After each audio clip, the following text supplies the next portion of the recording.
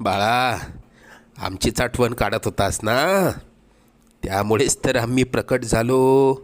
अरे मायबाप मानतोस ना आम्हाला, मग तुला पैशांची गरज असताना सांगायचं ना. कोणापुढेही हात पसरू नकोस. लोक 2-4 हजारांची मदत करतीलही, पण तुझ्या मागे सर्वांना तुझी मजबुरी हसत सांगतील. आता तुला कोणापुढे हात पसरण्याची वेळच येणार नाही. तू आजपर्यंत भरपूर दुःख सहन केलंस. लवकरच तुझ्या रडक्या भाग्यात सुखाचे दिवस येतील.